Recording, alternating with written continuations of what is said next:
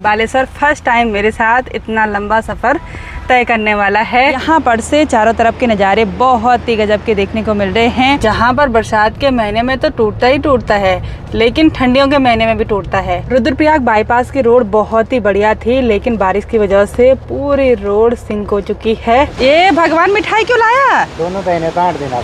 अरे मैं इसको हम अपनी गढ़वाली भाषा में काकड़ी बोलते हैं और इसको बोलते हैं मुंगरी। तो कहीं कहीं पर रोड की स्थिति तो बहुत ही खतरनाक हो रखी है, बड़े बड़े गड्ढे हो रखे हैं और यहाँ का माहौल भी ज़्यादा रौनक भरा नहीं हो रखा है, क्योंकि यात्रा कम ही चल रही है। आप सभी को मेरा प्यार भरा नमस्ते। मैं प्रियंका तिवारी आप सभी का स्वागत करती हूँ देवभूमि उत्तराखंड के खूबसूरत देहरादून शहर से। आज मैं अपने व्लॉग की शुरुआत सुबह के लगभग 9 बजे से कर रही हूँ। आज यहाँ का मौसम बहुत ही सुहावना सा है, हल्की हल्की धूप खिली हुई है और साथ ही आसमान पर हल्के हल्के बादल भी छाए हुए हैं। अभी बेटे को स्कूल भेजने के बाद आज सुबह सुबह मैं और बालेश्वर बिल्कुल रेडी हो गए हैं, क्योंकि आज हमारी तैयारी हो गई है बहुत दिनों के बाद यहाँ देहरादून वाले घर से ऊपर अपने त्रियुगनारायण गाँव जाने की। यानी कि आज का सफ़र शहर से गाँव की ओर होने वाला है। तो चलिए जी, खूबसूरत सफ़र में आगे बढ़ते हैं। तो आज मेरा और बालेश्वर का सफ़र इस थार गाड़ी से होने वाला है। हम सामान वगैरह अभी गाड़ी में रख रहे हैं। देहरादून सुविधा सुपर मार्केट से भी बहुत सारी शॉपिंग कर रखी है गांव के लिए। झाड़ू पोछा सब यहीं से ले जा रहे हैं इस बार, है ना? सारा सामान। हस्बैंड जी थोड़ी देर पहले उठे शहर में मस्त 10 बजे उठ रहे हैं। सोनप्रयाग में तो नींद हराम हुई रहती। कितने बजे उठते सोनप्रयाग में? 4 बजे। सोते ही कब है पहले बोलो ना। 2-2.5 घंटे वही तो। ये चल दो वाह। ओ ठीक है फिर चलते हैं। ठीक है, ढंग से जाना। हाँ ठीक है। ख्याल रखना अपना। हाँ, और अभी का भी दवाई टाइम से ले लेना। हर हर महादेव, जय श्री त्रियुगी नारायण। तो करते हैं आज के खूबसूरत सफ़र की शुरुआत बालेश्वर के साथ। बालेश्वर फर्स्ट टाइम मेरे साथ इतना लंबा सफ़र तय करने वाला है, वो भी देहरादून से घर तक। वही तो अच्छा लग रहा है। बढ़िया बढ़िया एकदम बढ़िया। चलो चलते हैं ना। ठीक है।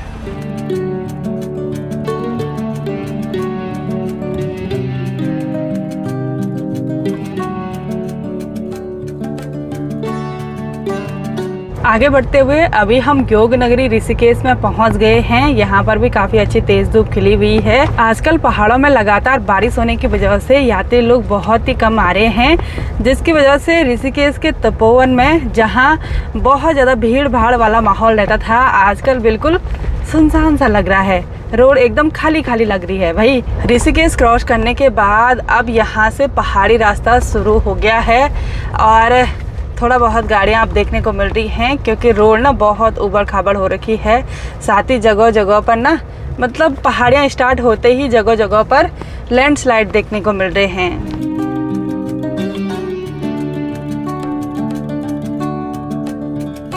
तो चलिए जी, सफ़र का पहला जाम हमको मिल गया और जैसे हम यहाँ पर आए वैसे ही रोड भी खुल गई। तो आगे पहाड़ियों के ट्रीटमेंट का काम लगा हुआ है, जिसकी वजह से सभी लोगों को रोक के रखा हुआ था। और ऐसी जगहों पर रुकना ना खतरे से खाली नहीं होता है। पता चला लाइन से गाड़ियाँ लगी हुई हैं और ऊपर से पत्थर गिर के, आजकल ऐसे होता है। और थोड़ा सा आगे बढ़ते ही गाड़ियाँ फिर से रुक गई, फिर से जाम लग गया और बहुत पीछे तक भी गाड़ियों की बिल्कुल लंबी लंबी लाइन लग गई है, सिर्फ 1 ही मिनट में। 5 मिनट इंतज़ार करने के बाद यहाँ पर भी रोड खुल चुकी है और यहाँ पर पहाड़ियों के ट्रीटमेंट का काम नहीं हो रहा था, बल्कि यहाँ पर तो बहुत ही भयंकर लैंडस्लाइड हो रखा है और वही मलबा साफ किया जा रहा है।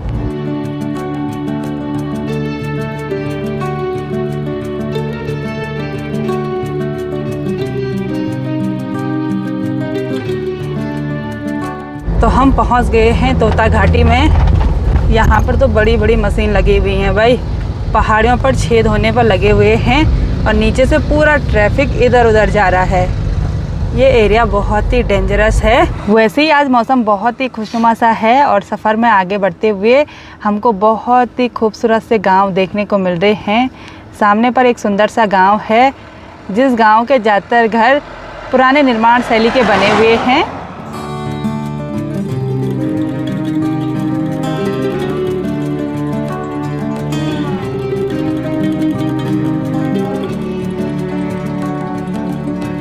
खूबसूरत सफ़र में आगे बढ़ते हुए अभी हम संगम नगरी देवप्रयाग में पहुंच गए हैं। और जब यात्रा बहुत ही बढ़िया चलती है उस टाइम इस व्यू पॉइंट पर बहुत ज़्यादा श्रद्धालु देखने को मिलते हैं और यहाँ पर से चारों तरफ के नज़ारे बहुत ही गजब के देखने को मिल रहे हैं। सामने पर है पूरा देवप्रयाग शहर और यहाँ नीचे है भागीरथी और अलकनंदा का पवित्र संगम। और आजकल दोनों नदियों का जलस्तर बहुत ज़्यादा बढ़ा हुआ है। संगम तो सीधे ऊपर ही हो रहा है भाई, मतलब संगम की जो सीढ़ियाँ थी वो काफ़ी नीचे थी, लेकिन आजकल संगम बहुत ऊपर हो रहा है।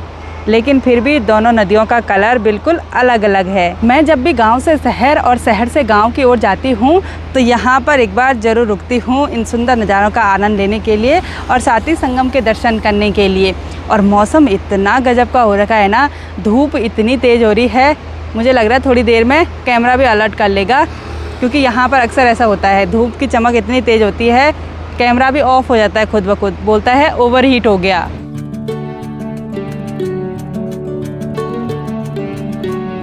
देवप्रयाग से मुल्या गांव के बीच में बहुत सारी जगह सड़क पर लैंडस्लाइड हो रखा है, जगह जगह पर पत्थर घिरे हुए हैं। और सफ़र में आगे बढ़ते हुए अभी हम मुल्या गांव में सागर होटल में पहुंच गए हैं। एक बार यहां पर लंच कर लेते हैं। और इधर साइड इन सभी सीढ़ीनुमा खेतों में मिर्च, हल्दी और अरबी की फसल बहुत ही बढ़िया हो रखी है। शायद लोगों ने मिर्च भी निकालना शुरू कर दिया और अरबी के पत्ते कुछ ख़राब भी होने लग गए हैं।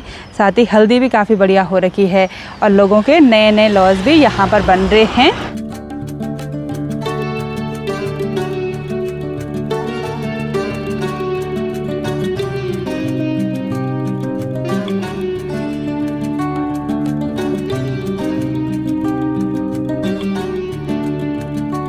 आज के सफ़र में हमको ये तीसरा जाम मिल रहा है श्रीनगर गढ़वाल से थोड़ा सा आगे। अब थोड़ा सा आगे पर धारी देवी माता रानी जी का मंदिर है। और जैसे हम गाड़ी बंद कर रहे हैं ना, या तो एसी बंद कर रहे हैं, गाड़ी के अंदर रहना मुश्किल हो रहा है क्योंकि आज इतनी तेज़ धूप, मतलब पूरे वातावरण में बहुत ही गर्म माहौल हो रखा है ना। बालेश्वर चुपचाप बैठा हुआ है, मैं कुछ पूछ रही तब जवाब दे रहा हो गया। नींद तो नहीं आ रही? नींद तो आती नहीं बालेश्वर को, नींद नहीं आती। वही तो।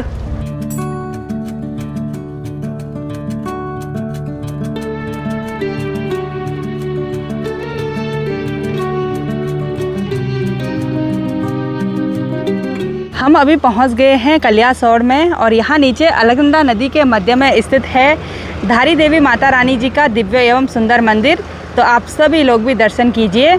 आजकल नदी का जलस्तर बहुत ज़्यादा बढ़ा हुआ है तो यहाँ पर से नज़ारे बहुत ही गजब के देखने को मिल रहे हैं। हम पहुँचे हैं अभी सिरोबगढ़ में और यहाँ पर भी जाम की स्थिति बनी हुई थी क्योंकि यहाँ आगे पर है लैंडस्लाइड जोन, जहाँ पर बरसात के महीने में तो टूटता ही टूटता है, लेकिन ठंडियों के महीने में भी टूटता है।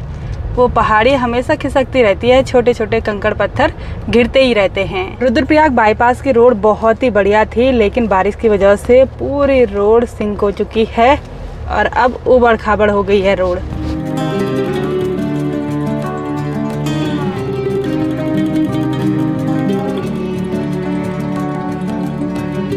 एक तरफ से मस्त धूप खिली हुई है और एक तरफ से हल्की हल्की बारिश भी शुरू हो गई। और सफ़र में आगे बढ़ते हुए अभी हम पहुंच गए हैं कुंड में। यहाँ कुंड में आकर मैंने गाड़ी साइड पर लगा दी है और यहाँ पर मैं इंतज़ार कर रही हूँ अपने भाई आलोक का।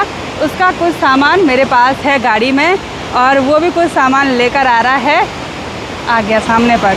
और मंदाकिनी नदी का शोर बहुत तेज़ सुनाई दे रहा है क्योंकि नदी बहुत ही पास है और जलस्तर भी काफ़ी ज़्यादा बढ़ा हुआ है। उधर साइड से भी एक नई रोड की कटिंग हो रही है जिसकी वजह से पूरी पहाड़ी पर लैंडस्लाइड हो रखा है और यहाँ पर तो शायद डंपिंग जोन है। तो बालेश्वर तो उससे पहले ही उतर गया था, गाड़ी में बेकार लग रहा है। अच्छा, ठंडी हवा चाहिए इसको। तो भाई भी पहुँच चुका है। कैसे हो? मस्त, बढ़िया बढ़िया। आज भी अकेले? हाँ अकेले। तेरा सामान है कुछ? तो आलोक का सामान बाहर निकल चुका है, बिल्कुल हल्का सा सामान। ये सामान है दरवाजे के नीचे लगते ना स्ट्रिप। अच्छा, जैसे कीड़े मकोड़े अंदर लगते हैं। अच्छा, छोटा मोटा कुछ गमले के पॉट क्या रहते हैं वो थाली वगैरह नीचे। हाँ मतलब छोटी चीज़ है पर ज़रूरी है। जरूरी, बहुत और हमने पहले ये सामान बाहर निकाल दिया और सोच रहे हैं कि सामने वाली दुकान पर चाय पीने के लिए चलते हैं। चलो फिर तो। चलो, लंबे सफ़र में थकान भी हो जाती है तो मैंने सोचा कि यहाँ पर या तो चाय या तो कॉफ़ी पी लेंगे।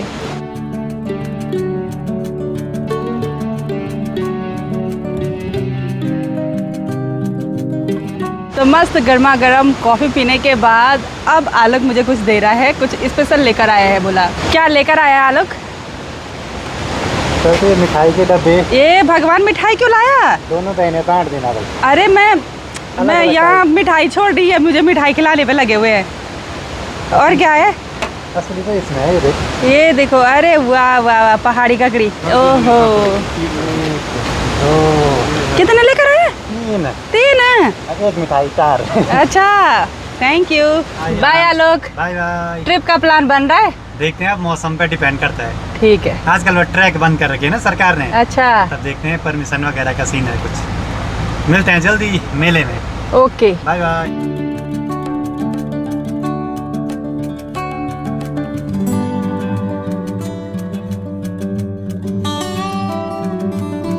मैं अभी पहुंच गई हूं खुमेरा गांव में, और खुमेरा गांव में रोड के नज़दीक ही मेरी पुप्पू जी का घर है। और जब मैं सामने पर आ रही थी ना, तो पुप्पू और अंजलि ऊपर से देख रहे थे, तो उन्होंने नंबर प्लेट देखा और पहचान लिया गाड़ी को। तो अब मैं यहाँ पर रुक गई हूँ, पुप्पू जी से मिलने के लिए चलते हैं। चलिए जी, यहाँ पर बैठे हुए हमको लगभग 5-10 मिनट हो गए, और पुप्पू की तबीयत आज थोड़ा ख़राब हो रखी है। बोला एसिडिटी वगैरह हो गई। और इधर साइड दूसरी पुप्पू जी लोग बैठे हुए हैं, मस्त शाम के टाइम पर आराम करते हैं। खेतों में क्या क्या हो रहा था? सुंगूर चूहों ने कुछ नहीं रखा हुआ है। कुछ नहीं रखा है। अच्छा। बंदर भी इधर साइड तो बंदर भी होते भाई। तिल भी नहीं रखे हुए हैं, कुछ नहीं, तभी आराम से बैठे हुए हैं भाई। क्या करना नहीं, यहाँ पर से गाड़ियाँ तो नहीं गिन रहे आप? गाड़ी है ही नहीं। गाड़ियाँ भी नहीं है भाई, वरना अगर सीजन चलता तो गाड़ियाँ ही गिनते, है ना। चलो, यहाँ पर बैठे हुए हैं, चलते हैं। पुप्पू क्या दे रही है? मुंगरी। अच्छा, खूब हो रही की मुंगरी। और मेरे यहाँ पर आते ही अंजलि चली गई थी किचन गार्डन में। क्या लेकर आई? ककड़ी। ककड़ी तो मेरी माँ ने भी दी थी यार आज मेरे को। अच्छा, और मुंगरी भी है। ये देखो भाई, घर के भुट्टे, ये बढ़िया स्वादिष्ट होते हैं। खूब लगे हुए थे। कहाँ गई अभी? खेत में। चलो, और ये ककड़ी भी देखो, पहाड़ी ककड़ी। इसको हम अपनी गढ़वाली भाषा में काकड़ी बोलते हैं, और इसको बोलते हैं मुंगरी। ठीक है, थैंक यू। थैंक यू पुप्पू को। वेलकम। हाँ,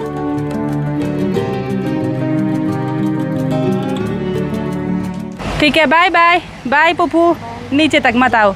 क्या कहूँ ना?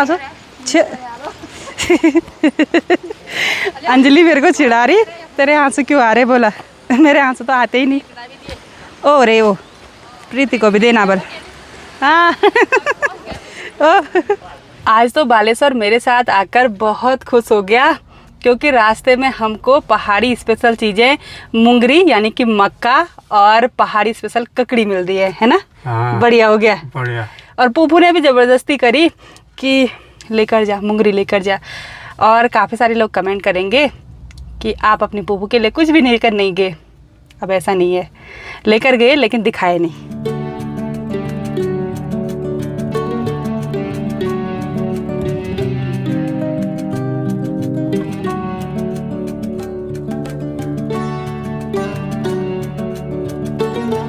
तो कहीं कहीं पर रोड की स्थिति तो बहुत ही खतरनाक हो रखी है। बड़े बड़े गड्ढे हो रखे हैं, रोड ही नहीं है, सिर्फ गड्ढे ही गड्ढे हैं भाई।